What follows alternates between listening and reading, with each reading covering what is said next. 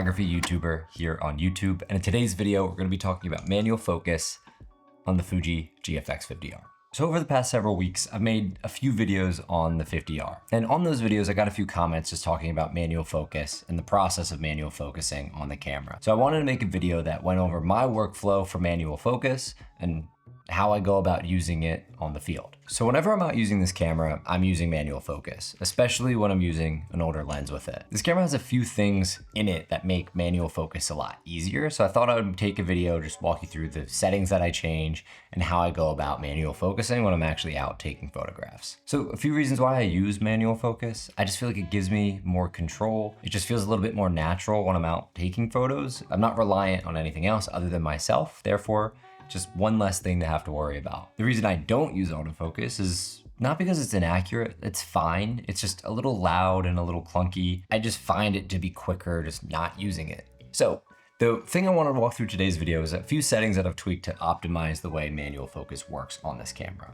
So on the back dial here, you have your focus dial. So you have single, continuous, or manual. Now, if you're switching to a lens that doesn't have autofocus, you're gonna wanna switch that to manual. So in the case of this Contax lens that I have adapted here, that's what we're gonna need. And so once you're in manual focus mode, I think there's a few things that we can do to make your manual focusing experience a lot better on a digital camera. Now, this is specific to the 50R, but most of these settings exist on all cameras and they're tweakable. I did the same thing on my S5 II. All of this can be adjusted for your preferences, but I'll show you my preferences and we can go from there. So once in the camera, if we jump into the menu here and we go to the autofocus or manual focus modes, we can go to the settings directly to where we get to manual focus assist. So by default, it's on standard or off depending on your camera settings, but we're actually gonna wanna turn this to on.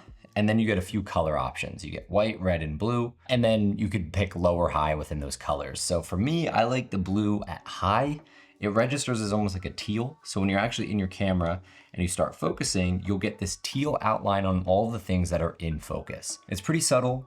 Red to me is too jarring and white to me just isn't noticeable if you're shooting something that's very bright. So blue for me just feels like a happy medium. It's bright enough, it has enough color, I can always find it, and I know if I'm hitting focus. Now this is particularly helpful on cameras that don't have an optical viewfinder. If you only have an EVF or an LCD screen, it's hard to tell if you're fully in focus on these small screens, especially out in certain conditions. So this just helps you know that you're focused on the right areas of the image. The next thing you're gonna wanna change, and cameras like these have all different kind of flavors of these buttons, but you'll notice that there's little buttons with no symbol all over these cameras.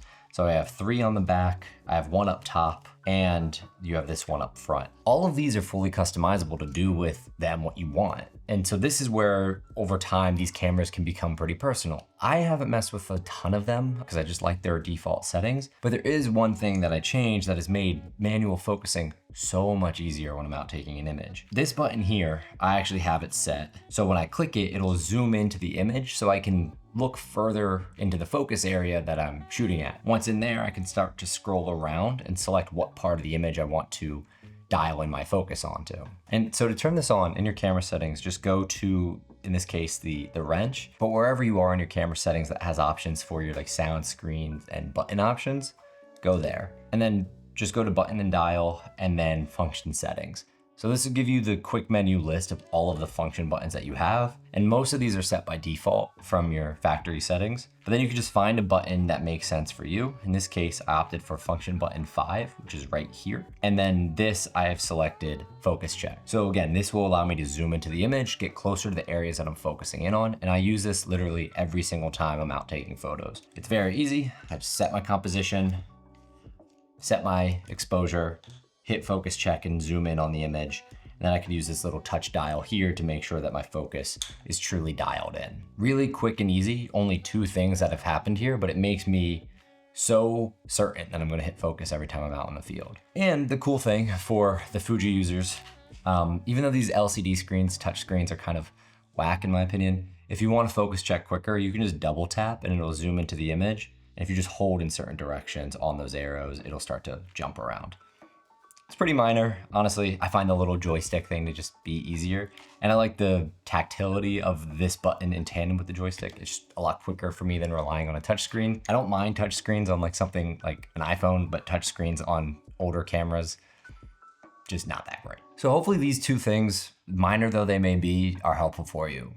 Learning your camera, especially if you have a digital camera that's riddled with intense menus, learning what those are and what features they have kind of tucked under the hood will be really helpful for you to turn this thing into a tool that actually works for you. These are really small enhancements that I made. These things just make my workflow a lot easier, and I don't even think about it. It's just second nature. But once you find that which kind of works for you, I think it'll make your usage of manual focus on a digital camera a lot easier. So if you're using a low aperture and you really want to get like a artistic depth of field in your image, this will help you dial it in. And because in this camera in particular, we're using a medium format sensor, the depth of field is just razor thin, especially when we're at their low apertures. So we really want to make sure we're accurate whenever we're out taking photos. Now, thankfully for me, I'm always f5.6 or above, so it gets a little bit easier, but still, this will be helpful for you no matter what types of photos you're taking. And so look, manual focus isn't for everyone. It might not be the way that you need to go out and photograph, depending on the things that you're photographing, the speed at which you need to photograph them. Autofocus is great and exists for a reason, but maybe this could be used as a little bit of a challenge. If you think you are going out and just kind of spraying and praying when you're taking photos and you want to slow things down a little bit, try doing manual focus. I think it'll just help ease you into the photographic process, maybe make you think about your compositions in a little bit more detail, and maybe just take a slower approach in general, if that's something that you're looking for. It's not gonna make you a better photographer by any means, but it might just make you a more methodical one. So, as always, if you made it this far, I appreciate it more than you know. If you liked it, like it, subscribe if you wanna, and I'll see you in the next one. Peace.